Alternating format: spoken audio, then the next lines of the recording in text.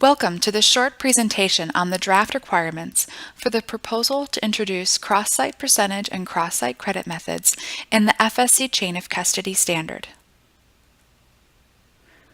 Currently, organizations can only apply percentage and credit calculations at the level of a single site. This means that the FSC input materials received at one site can only be used for percentage and credit calculations of the products produced at that same site. Since the introduction of the FSC credit system, some organizations that hold multi-site certificates have shown an interest in a system that would create opportunities for improved logistical solutions. Cross-site application of the credit and percentage control systems could relieve the need to physically transport goods between the different sites that are covered in the organization certificate. However, this proposal has also raised concerns from other stakeholders that fear that this type of system may introduce unknown and uncontrollable impacts on FSC supply chains and in the certification of forests. In response to this interest from organizations and concerns from some stakeholders, FSC decided to further investigate the idea and analyze the potential costs and benefits. Cross-site methods have been under review by FSC since 2011. First, through a proposal that would apply to the credit system, and more recently, through the consideration to include a similar model for the percentage system. In this third consultation, FSC would like to invite stakeholders to provide their feedback on the proposals for cross-site percentage and for cross-site credit methods.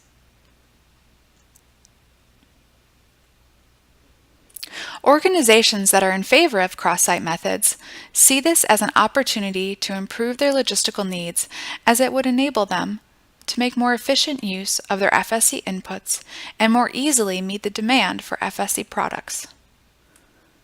According to many multi-site organizations, significant amounts of FSC-certified products are currently sold as non-certified due to an imbalance in the demand for FSC-certified products and the availability and location of certified supplies. In this example, an organization has two sites that are FSC-certified as a multi-site certificate. One site is located close to many FSC-certified forests and has excess FSC supply, where the other does not have enough FSC supply to meet demand. Currently, this organization needs to physically transport FSC products from one site to the other to meet demand. This significantly increases the costs of production, reduces efficiency, and increases CO2 emissions. According to these stakeholders, in many cases, organizations cannot sell FSC-certified products when their sites are logistically disadvantaged. By applying a cross-site credit or percentage control method in this example, this would help reduce transportation costs and CO2 emissions for the organization. However, some FSC stakeholders are also concerned that by creating this cross-site method, it may also reduce the demand for FSC-certified forests near the sites with less supply. The results of the FSC review on cross-site control methods to date has shown a number of potential costs and benefits. Benefits include the potential increased volumes of FSC sales, the ability to bring FSC products into the marketplace cost-effectively, the reduction in transportation costs and CO2 emissions, the ability to incentivize the certification of logistically disadvantaged forests, and it will give organizations a way to gain access to certified material outside their normal supply area. Forest producers will also gain access to markets outside their normal demand area, making certification economically viable in many cases. Costs include the potential for reduced pressure for additional certification of forests in areas with lack of FSC supply, an uncoupling between the certified forest of origin and the consumer product, and a potential commercial disadvantage to small and medium enterprises operating in the same market as large multi-site certificate holders that have the advantage of using cross-site methods.